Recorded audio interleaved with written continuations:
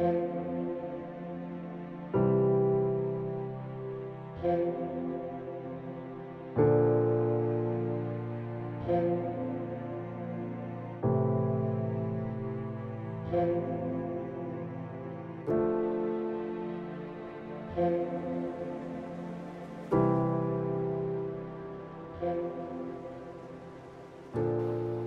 morning! I'm back at my happy place in the sea, well not in the sea, at the seaside, and you may have recognised from Mr. Wonky over there, this is Gorleston on Sea, which to me is a gorgeous little seaside town. Its big brother is Great Yarmouth, which I think is that way. Geography was never my strong point. And when I was here before, which was 2 years ago, I can't believe time flies, it was the middle of a heat wave. The temperatures were obscene. The car park was rammed and you couldn't move for people. This morning is somewhat different. On that particular day we had the most glorious pastel sunset. I'll link it up there or down here. It was just heaven. Today we have seafret, a murky coloured sea, and rain. So you couldn't get much difference really. Now there's rows and rows of these, excuse me, sea defences. I'll turn you around there. You may be able to see them stretching off into the distance. And I really don't know which one I'm going to shoot. I want to do some minimal work. Obviously I've been in the woods for the last few videos. I needed to get back to the sea. I'm not 100% taken on this one, which is where I plonked myself to start with, because we've got this bank of gravel that's kind of getting in the way a bit of these coming in. The one up there looks nice. Yeah, I'm not sure. I'm going to have a mosey around, have a bit of a mooch and see what sort of springs to mind.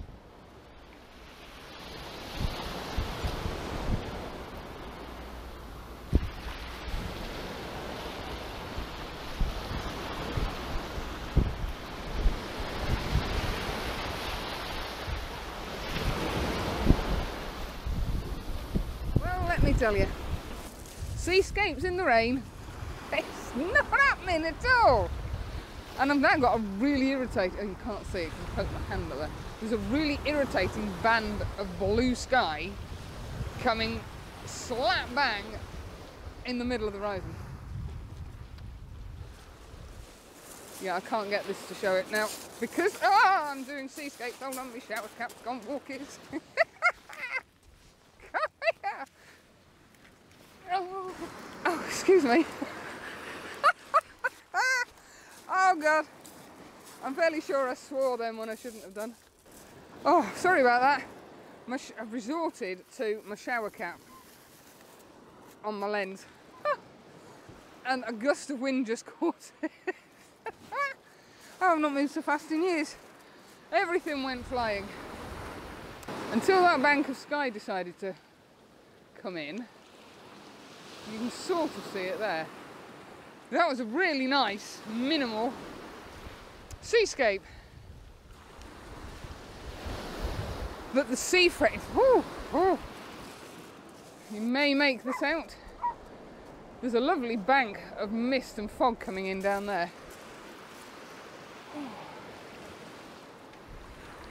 I'm going to end up shooting everything in that direction because the wind is coming from behind me and that's blowing the seafret or the mist onto my filters.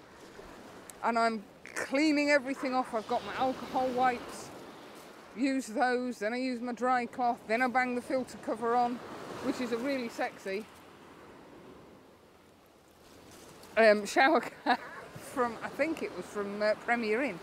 Anytime I go somewhere like that, I pick up the filter, the shower caps. They're handy because you can see through them, in a manner of speaking, to set the composition up. You then just have to take them off to focus.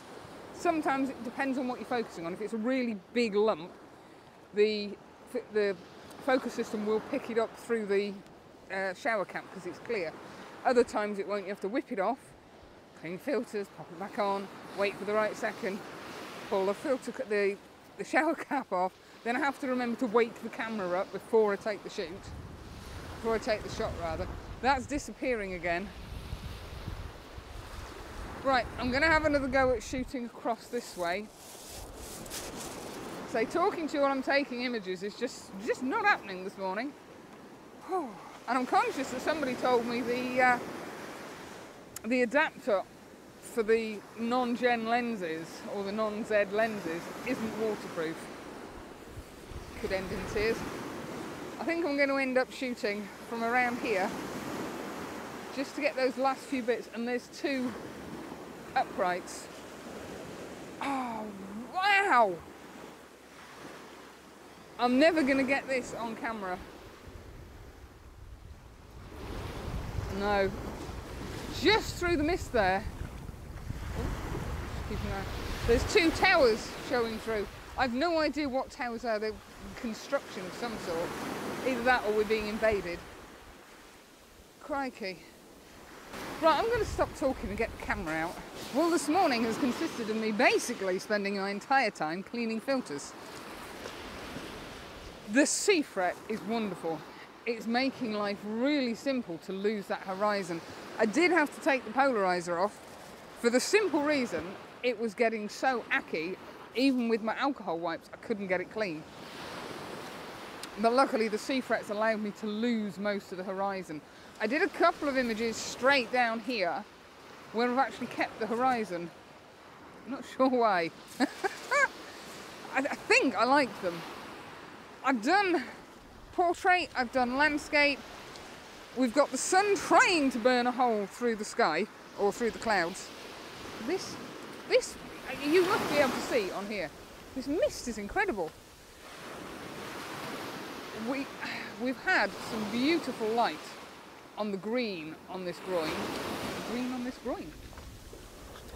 And I've done a fairly close in one, and then I've done a wider one with the groin coming in bottom left-hand corner, or about a third of the way up, where the green is really popping. I had wanted to do a mono, but I think if it looks as good, excuse me, on the PC as it does on the camera, I'm going to leave that one colour, because that green pops. And the cage, where is it? It's there. And the little sign at the side were also catching some beautiful light. I've not been able to talk to you whilst doing the shots, because between setting the timer, trying to shield the camera, wiping the filters off, I've just not had a spare hand. It's a very, very calm day. The high tide was 8 o'clock. I don't know what the time is now, 9:15, and it really doesn't seem to be receding.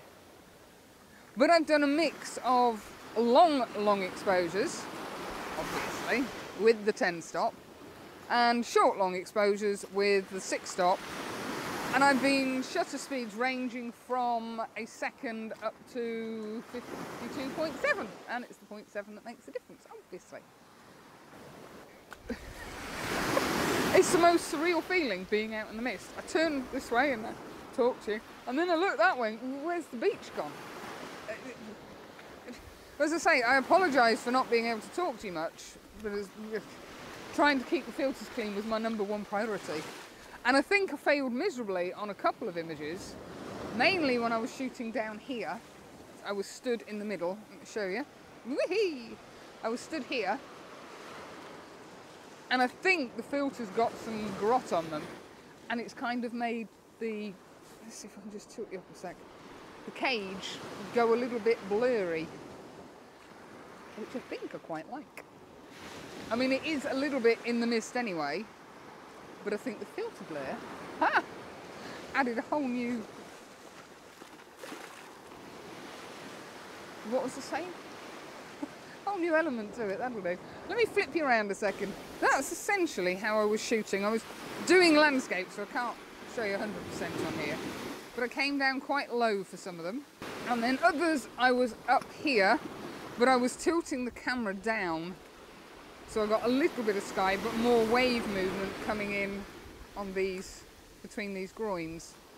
I've done a couple from here, catching the waves as they were sweeping back out, quite like those. And I did those in landscape from over here, probably around about there. I was getting the sun in a little bit, which was making life quite difficult.